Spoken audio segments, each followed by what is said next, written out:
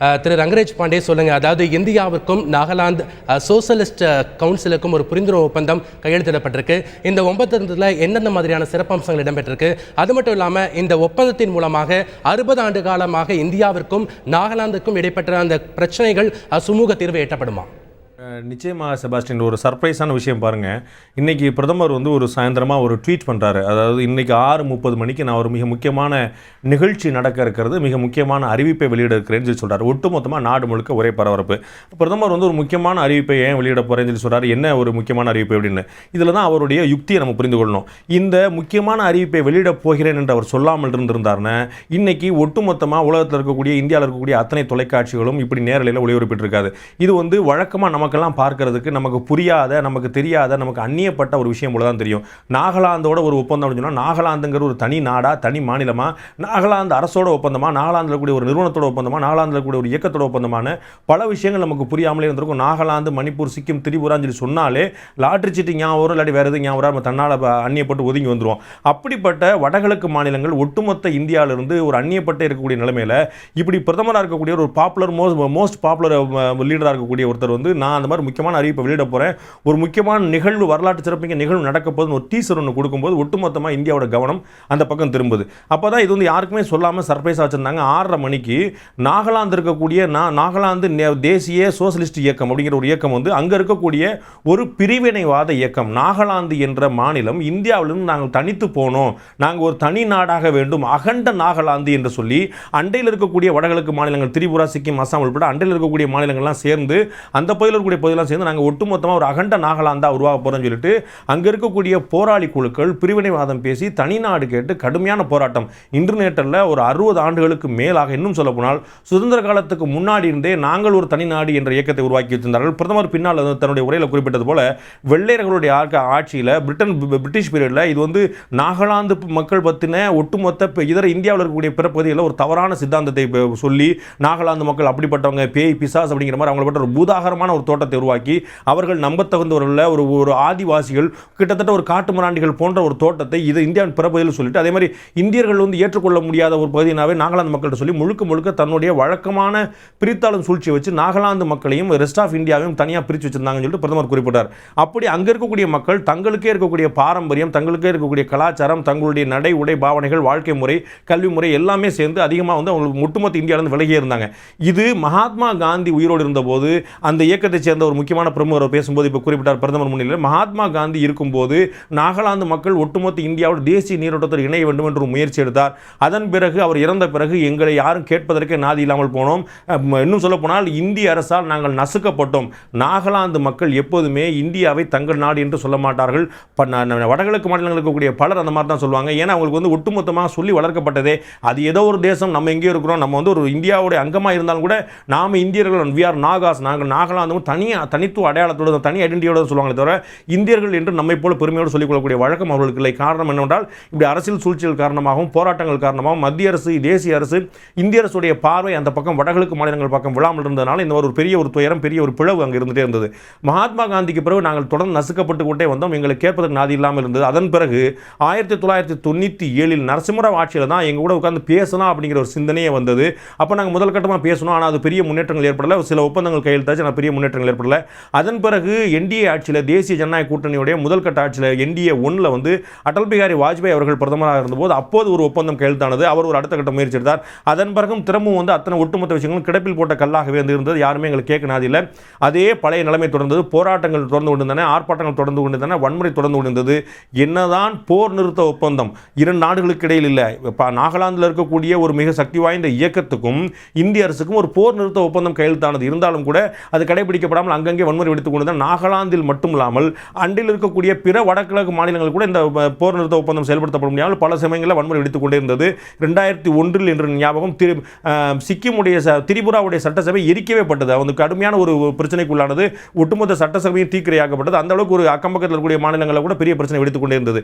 இப்போது பிரதமர் நரேந்திர மோடியுடைய முன்னிலையின் காரணமாக, முயற்சியின் காரணமாக அவர் உள்துறை அமைச்சர் ராஜ்நாத் சிங்குடைய தலைமையில் ஒரு குழுவை அமைக்கிறார். அந்த குழு வந்து தொடர்ந்து ஒரு இன்டர்லோகேட்டர்னு சொல்லக்கூடிய இரு தரப்புகள் இடையில் ஒரு பிரச்சனைகளை பேசி தீர்ப்பதற்கான இவர்களுக்கு எதிர்பார்ப்பு என்ன, இவர்களுடைய தேவை என்ன, இவர்கள் எதை நிறைவேற்றுவார்கள் என்று இரண்டு தரப்பும் பேசி வச்சு சமாதானம் பண்ணி முழுக்க ஒரு உடன்படிக்கை ஏற்பட்டு கிட்டத்தட்ட ஒரு 60-65 ஆண்டுகள் நீடித்துக் கொண்டிருந்த ஒரு பிரச்சனைக்கு இன்று தீர்வு காணும் முயற்சியாக பிரதமருடைய முன்னிலையில் நம்முடைய அதிகாரியும் நாகாலாந்து இயக்கத்துடைய தலைவர், நாகாலாந்து தேசிய சோசியலிஸ்ட் இயக்கத்துடைய தலைவரும் இருவரும் பிரதமருடைய முன்னிலையில் கையெழுத்திடுகிறார்கள். கையெழுத்திட்டு ஒரு முழுமையான போர் நிறுத்த அமைதி உடன்படிக்கை கையெழுத்திடப்படுகிறது. இதில் இனிமே அந்த பகுதியில் ஒட்டுமொத்தமாக எங்களுடைய நம்பிக்கையை பெறக்கூடிய வகையில் இந்தியா செயல்படும் என்று எதிர்பார்க்கிறோம். இந்தியாவுடைய நம்பிக்கையை முழுமையாக பெறக்கூடிய நாங்கள் செயல்படும் என்று அந்த இயக்கத்துடைய தலைவர் சொன்னார். அவர் முதல்ல பேசும்போது எங்களுடைய கமிட்மெண்ட், நாங்கள் வந்து ஒரு பிரச்சனையில் அடிப்படை நாங்கள் வந்து எதை ஒரு வாக்குறுதியாக கொடுத்தோமோ அதை நிறைவேற்றுவதில் நாங்கள் 100% கடைபிடிக்கிறோம். இதே போல இந்திய அரசும் செயல்படும் என்று எதிர்பார்க்கிறோம் என்று சுருக்கமாக தன்னுடைய உரையை முடித்துக் கொண்டார்.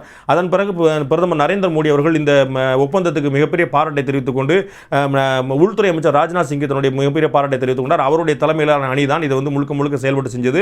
நான் ஒரு தனியாக ஒரு இன்டர்லோகேட்டரை நான் அமைச்சிருந்தேன். ஒரு இருதரப்புக்கும் இடையிலான பேச்சுவார்த்தை நடப்பதற்கு சுமூக உடன்படிக்கை எட்டப்படுவதற்கான ஒரு ஆளாக நியமிச்சிருந்தேன். அதே போக பிரதமர் அலுவலகம் நேரடியாக இது முழுக்க கண்காணித்துக் கொண்டிருந்தது. நான் தனிப்பட்ட முறையில் அவ்வப்போது இதோடைய முன்னேற்றங்கள் என்ன என்று கேட்டுக்கொண்டிருந்தேன். அதனால் இன்றைய தேதி சாத்தியமாக இருக்கிறது. முழுக்க ராஜ்நாத் சிங் பாராட்டுக்குரியவர், நாகாலாந்து மக்கள் பாராட்டுக்குரியவர். நாகாலாந்து என்பது ஒரு அழகியலான தேசம், ஒரு அழகியலான பகுதி என்பதை தாண்டி அந்த மக்களுடைய உழைப்பு, அறிவுத்திறன் அத்தனையுமே ஒட்டுமொத்த தேசிய நீரோட்டத்துடன் பயன்படுத்திக் கொள்வதற்கான அனைத்து முயற்சிகள் எடுக்கப்படும். நாகாலாந்து மக்களையும் இந்தியாவையும் இந்தியாவின் பிற பகுதிகளையும் வெள்ளையர்கள் பிரித்தாளும் சூழ்ச்சி காரணமாக பிரித்துக் கொண்டிருந்தார்கள். அந்த அவருடைய எண்ணம் இன்றையிலிருந்து ஈடுபடாமல் போகும். முழுக்க நம்முடைய கடினமான முயற்சினாலும் பரஸ்பர நம்பிக்கையின் காரணமாக இதுவரைக்கும் நீங்கள் இந்தியா மீது எந்த அவநம்பிக்கை கொண்டிருந்தார்களோ அந்த அவநம்பிக்கை இனிமேல் தொடர வேண்டியதில்லை. நாகா மக்களுடைய தனிப்பட்ட ஐடென்டிட்டி, அவர்களுடைய தனிப்பட்ட அடையாளங்களுக்கு எந்த குந்தகம் ஏற்படாமல் முழுக்க ஒட்டுமொத்த இந்திய சமுதாயம் தேசிய நீரோட்டத்துடன் உங்களை இணைக்கும் வகையில், உங்களை இந்தியாவுடைய பிற பகுதி மக்களோடு இணைக்கும் வகையில் உங்களுடைய அறிவுத்திறனை பயன்படுத்திக் கொண்டு, உங்களுடைய உழைப்பை பயன்படுத்திக் கொண்டு, உங்களுடைய கலாச்சார பண்பாடுக்கு சீரும் சிறப்பும் கிடைக்கும் வகையில் ஒட்டுமொத்தமாக எங்களுடைய பங்களிப்பு இருக்கும் என்று ஆங்கிலத்திலும் இந்தியிலும் சொன்னார். இந்த ஒரு அமைதி உடன்படிக்கை நிச்சயமாக இந்திய வரலாற்றில் தனிநாடு கோரிக்கொண்டிருந்த, இன்று வரை கோரிக்கொண்டிருக்கக்கூடிய ஒரு நாகாலாந்து பகுதி மக்கள் தனிநாடு தான் எங்களுடைய இறுதி தீர்வு என்று சொல்லிக் கொண்டிருக்கக்கூடிய பெரும்பான்மையாக கிறிஸ்துவ மக்கள் இருக்கக்கூடிய பகுதி அது, மிகப்பெரிய மலைப்பிரதேசங்கள் இருக்கக்கூடிய பகுதி அது, பிற நாடுகளோடு நம்ம இணைக்கக்கூடிய பகுதியாக இருக்கக்கூடிய ஒரு தேசம், ஒரு மாநிலம் அது. அந்த பகுதியை வந்து ஒட்டுமொத்த இந்தியாவிலிருந்து துண்டித்து இருக்கக்கூடிய நிலைமையில் தாண்டி முழுக்க அந்த பகுதியில் யார் மிகப்பெரிய கிளர்ச்சியாளர்கள் குழுவாக இருக்கிறார்களோ, யார் எந்த குழு மிகப்பெரிய போராட்ட குழுவாக இருக்கிறதோ அந்த நாகாலாந்து சோசியலிஸ்ட் தேசிய குழு வந்து இன்று உடன்படிக்கை கையெழுத்திட்டிருக்கிறது. உள்துறை அமைச்சர் ராஜ்நாத் சிங் மற்றும் பிரதமர் நரேந்திர மோடியில் இந்த ஒப்பந்தம் கையெழுத்தாக இருக்கிறது. இந்த ஒப்பந்தம் செயல்பாட்டுக்கு வந்தால் நிச்சயமாக ஒரு மிகப்பெரிய தலைவலி போல சித்தரிக்கப்பட்டு கொண்டிருந்த வடகிழக்கு மாநிலங்கள் இந்தியாவுடைய ஒரு பெருமிதமாக மாறக்கூடிய வாய்ப்பு அதிகம் இருக்கிறது. அங்கே இருக்கக்கூடிய கனெக்டிவிட்டி மிகப்பெரிய தொந்தரவாக இருக்கிறது. இங்கிருந்து சமோலி பகுதியிலிருந்து அந்த பகுதியில் வடகிழக்கு மாநிலங்களுக்கான கனெக்டிவிட்டி தொடர்பு வந்து தரைவழியிலும் சரி, மற்ற பிற வழியிலும் சரி, ரயில் வழியிலும் சரி தொடர்பு என்பது மிகப்பெரிய கேள்விக்குள்ளான விஷயம். அந்த வளர்ச்சி பணிகள் எல்லாம் செயல்படுமானால் அங்கு வந்து மிகப்பெரிய அமைதி ஒப்பந்தம் நிச்சயமாக செயல்பாட்டுக்கு வரும். ஏற்கனவே மகாத்மா காந்தி, அதன் பிறகு நரசிம்மராவ், அதன் பிறகு வாஜ்பாய், அதன் பிறகு தற்போது பிரதமர் நரேந்திர மோடி என்று பல்வேறு தரப்பினர் வேறு காலகட்டத்தில் மிகப்பெரிய இடைவெளியில் மேற்கொண்ட ஒப்பந்தத்திற்கான முயற்சிக்கான ஒரு நல்ல வழிபாதை இப்போது அமைக்கப்படும் எதிர்பார்க்கப்படுகிறது. கிட்டத்தட்ட ஒரு 20 ஆண்டுகளாக அங்கு போர் நிறுத்த ஒப்பந்தம் அமலில் இருக்கிறது. இப்போ போர் நிறுத்த ஒப்பந்தம் என்பதை தாண்டி இருவரும் ஒரு புரிந்துணர்வு ஒப்பந்தம் வந்திருக்கிறார்கள். இது அரசியல் ரீதியான பல முன்னெடுப்புகளையும் கொண்டு வருவதற்கான வாய்ப்பு இருக்கிறது. ஒரு மிகப்பெரிய ஒரு புரட்சியாக நாகாலாந்து பகுதி மக்கள் மத்தியில் நிச்சயமாக இது பார்க்கப்படும். நாகாலாந்து பகுதி மக்களை தேசிய நீரோட்டத்துடன் இணைக்கவும், இந்த தேசிய நீரோட்டம் இந்தியாவின் பிறப்பில் இருக்கக்கூடிய மக்களை நாகாலாந்து பக்கம் திரும்பி பார்க்கவும் இந்த உடன்படிக்கை வகை செய்யும் என்று எதிர்பார்க்கப்படுகிறது. செபஸ்டியன், வடகிழக்கு மாநிலங்களில் பார்த்தீங்கன்னா இந்த ஆர்ம்டு ஃபோர்ஸஸ் மற்றும் ஸ்பெஷல் பவர் ஆக்ட் அப்படிங்கிறது நடைமுறையில் இருக்குது. இந்த புரிந்துணர்வு ஒப்பந்தம் மூலமாக இந்த சட்டமானது தளர்த்திக் கொள்ளப்படுமா, இல்லை அது குறித்து சொல்லுங்கள். அதற்கான வாய்ப்புகள் தான் அதிகம். நீங்கள் பார்த்தீங்கன்னா இதில் தேசிய பாதுகாப்பு ஆலோசகர்களாக இந்த கூட்டத்தில் கலந்துருந்தாங்க. அதுபோக நிறைய அதிகாரிகள் கலந்தாங்க, ராணுவத்தை சேர்ந்த நிறைய அதிகாரிகள் கலந்துருந்தாங்க. இது அங்கே வந்து காஷ்மீர் போலவே அங்கே வந்து சிறப்பு அந்தஸ்துகள் ராணுவத்துக்கு கொடுக்கப்பட்டிருக்குது. மற்ற இடங்களில் ராணுவ பாதுகாப்பு இருக்குது. ராணுவத்துக்கு வந்து எந்த அளவு அதிகாரம் இருக்குதோ அதை விட அதிகமான அதிகாரம் அங்கே இருக்குது. அவர்கள் மீது அவர்கள் துப்பாக்கி சூடலாம் நடத்தினாங்கன்னா சாதாரணமாக அவங்க வழக்கு போட்டுற முடியாது. பல பிரச்சனைகள் இருந்திருக்கு. நம்ம வந்து வடகிழக்கு மாநில பகுதியில் நிறைய நம்ம வந்து போராட்டங்களை பார்த்துருக்கோம். ராணுவத்துக்கு இப்படிப்பட்ட ஸ்பெஷல் அந்தஸ்து, சிறப்பு அந்தஸ்து கொடுக்கக்கூடாதுன்னு அந்த பகுதி மக்கள் தொடர்ந்து போராடி கொண்டிருக்கக்கூடிய வரலாறு பார்க்கிறோம். இந்த ஒப்பந்தத்தின் மூலமா அந்த பிரச்சனைக்கும் தீர்வு கிடைக்கும். ராணுவத்துடைய பிரசன்ஸே டே பை டே குறையக்கூடிய வாய்ப்புகள் உண்டு.